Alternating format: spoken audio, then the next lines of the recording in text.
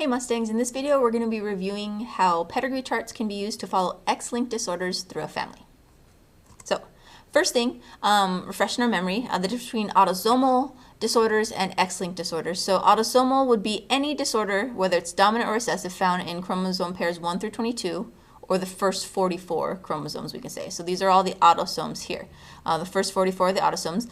And then when you're looking at a karyotype like this, the last two chromosomes are the sex chromosomes. In this case, we have a girl, XX. If it was a boy, it would be an X and a Y.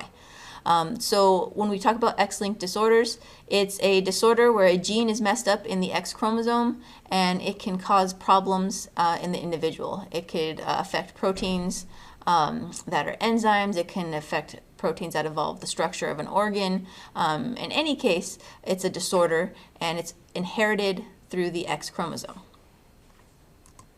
So the trick for X-linked disorders when you're looking at a pedigree is almost always you're going to see that if you look at a pedigree chart and you see only males shaded in, that you're looking at an X-linked disorder.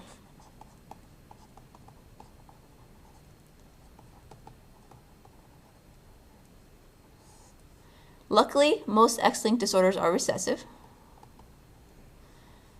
and this will explain why males are more common to have X-linked disorders than females.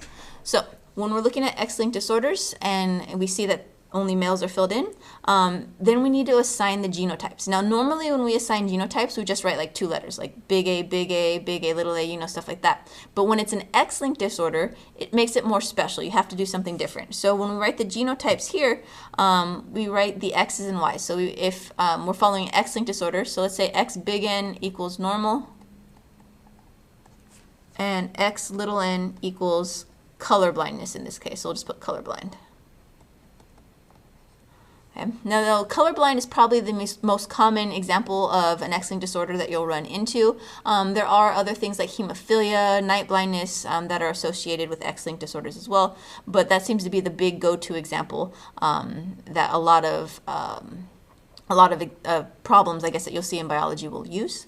So what you do is when you write the genotypes on the pedigree chart this time, instead of just writing big N, little n, stuff like that, you have to write the X's and Y's. So let's go through and write all the X's and Y's. We'll start with the males, so just go through and write X, Y for all the males.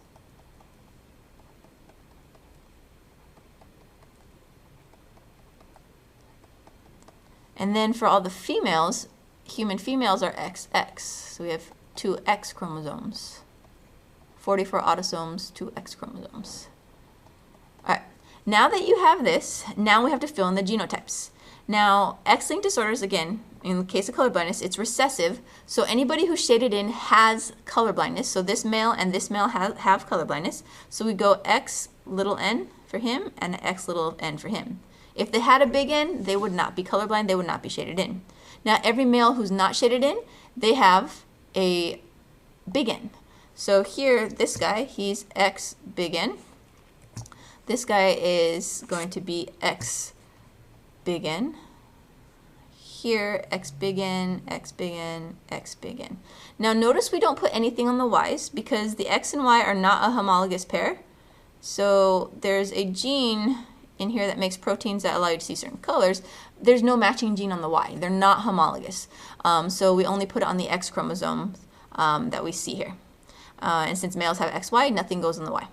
Now, for the females, none of the females have colorblindness. So we give them one big N each.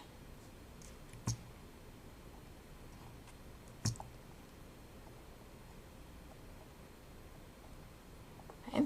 Then we need to look and see if we can use these guys shaded in to help us figure out the rest. So this man here, is the son of this man and this woman.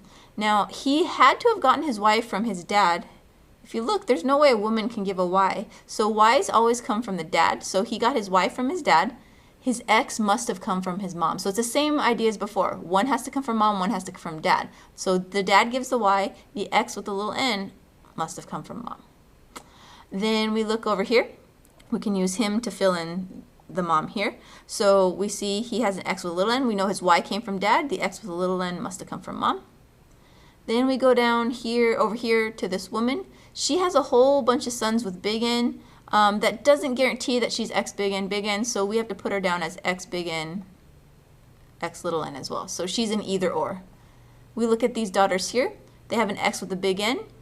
It can come from either parent, so they're an either or. So they can be X big N, or they can be X big N, X little n each. Right?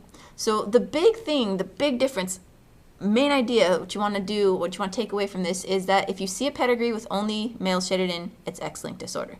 Then you have to go through and do the X's and the Y's to really fill in and see what each person has.